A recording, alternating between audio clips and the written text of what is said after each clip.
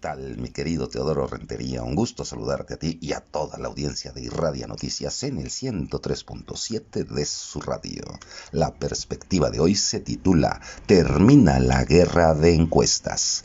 Desde las elecciones de 2006 en México y más o menos en esos años en otras partes del mundo, renombradas y multicitadas casas encuestadoras han sido objeto de fuertes críticas por haber presentado resultados de estudios preelectorales que no solamente quedaron lejos de los de las urnas, sino fueron totalmente contrarios. Incluso las denominadas exit polls o encuestas de salida, en que se pregunta a las afueras de las casillas electorales cuál fue el sentido del voto de una muestra de quienes acudieron a votar, han fallado en no pocas ocasiones. Sin embargo, existe una enorme diferencia entre fallar, por un lado, es decir, haber tenido errores en el diseño metodológico o en el levantamiento de las entrevistas, y, por otro lado, algo muy diferente, prestarse a presentar números que, coloquialmente decimos, fueron cuchareados. En el primer caso, la autocrítica y la ética deberían prevalecer. Aceptar que se cometieron errores, corregir y seguir adelante. Pero en el segundo caso, nada asegura que esas prácticas deontológicamente inaceptables no se sigan presentando. Para evaluar esas situaciones nos sirve la memoria. ¿Acaso no recuerda usted la presentación en el 2006, en rueda de prensa, con bombo y platillo, de una afamada encuestadora, con resultados que daban superioridad de preferencias electorales a la entonces candidata del PRI al gobierno de Morelos, y que, llegada la elección, terminó ganando el candidato del PAN y ella en tercer lugar? Ya se olvidaron de los 10 puntos de ventaja de los que hablaban las encuestadoras en la elección de Javier Duarte en Veracruz, que terminó siendo solamente de 1.5%.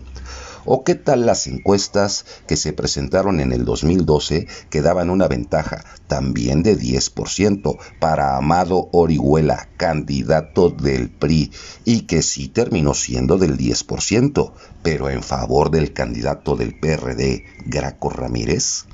Ya ni hablemos de las asociaciones, los propios partidos y encuestadoras que surgen para una elección y terminan desapareciendo una vez concluido el proceso electoral, y hasta quienes se sienten gurús de la política y juegan a las adivinanzas, como las que se publicaron apenas en el 2021, con una tendencia de amplia ventaja para Jorge Argüelles, que terminó perdiendo en forma contundente frente a José Luis Uriostegui. Y mire usted, en el proceso de selección de candidatos de Morena para las elecciones en curso, ¿cuántos no se fueron con la finta de que Víctor Mercado era el mejor posicionado, cuando entre los hombres en realidad lo era Juan Salgado Brito?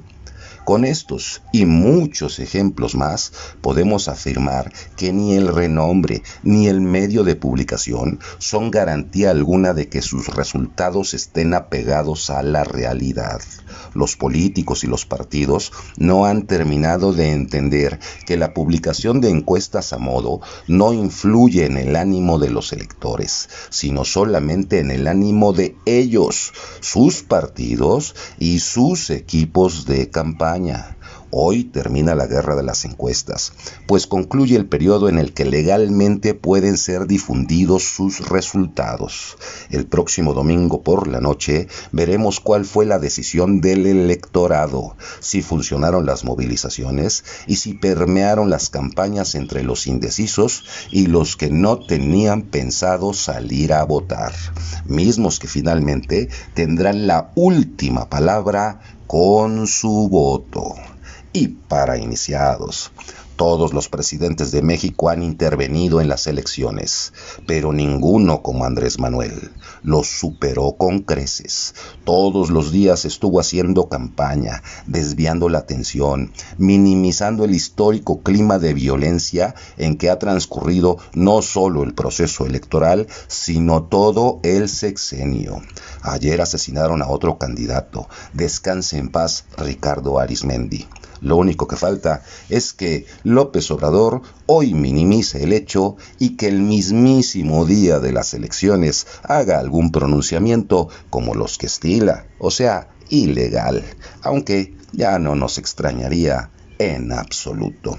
Yo soy su servidor y amigo Marcos Pineda Godoy. Le deseo que tenga una excelente mitad de semana y no se olvide que la información es poder.